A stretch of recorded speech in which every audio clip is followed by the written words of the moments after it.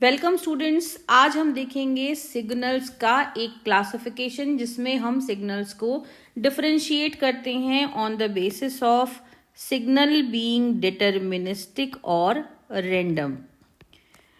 Signal को deterministic कब कहा जाता है और कब वो रैंडम सिग्नल होता है। तो डिटरमिनिस्टिक का मतलब होता है वो चीज़ जिसे हम पहले से बता सकें, जिसको डिटरमाइन किया जा सके।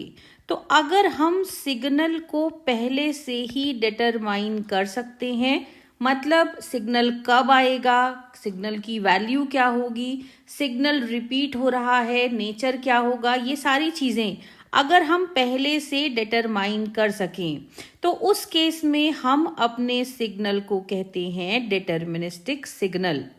फॉर एग्जाम्पल, प्रैक्टिकली हमारे आसपास जो भी सिग्नल्स होते हैं, जैसे म्यूजिक है, कोई ऑडियो है, कोई वीडियो है, ये सारे सिग्नल्स डिटरमिनिस्टिक सिग्नल की कैटेगरी में आते हैं। वहीं पर अगर हम बात करें रैंडम सिग्नल्स की, रैंडम यानी एकदम से, तो अगर कोई सिग्नल एकदम से आ जाता है, रैंडमली आ जाता है, तो उसे कहा जाता है रैंडम सिग्नल। इनको आप पहले से इनके बारे में कोई जानकारी आपके पास नहीं होती है, आप सिर्फ इनका अंदाजा लगा सकते हैं, आप सिर्फ इनकी प्रोबेबिलिटी एनालिसिस कर सकते हैं। प्रोबेबिलिटी एनालिसिस यानी शायद ये आए, शायद ये ना आए, शायद इसकी वैल्यू इतनी हो, सिचुएशन को देख करके ऐसा लग रहा है कि प्रोबेबिलिटी है सिग्नल के आने की। तो जो रैंडम सिग्नल्स होते हैं उनके बारे में आप कोई कंफर्मेशन नहीं दे सकते हैं, आप सिर्फ उनका अंदाजा लगा सकते हैं। और अंदाजा लगाने के लिए मैथमेटिक्स की जो ब्रांच है दैट इज प्रोबेबिलिटी। तो किसी भी रैंडम सिग्नल का एनालिसिस करने के लिए हम जिस मैथमेटिकल टूल को यूज करते हैं वो है प्रोबेबिलिटी यानी अंदाजा।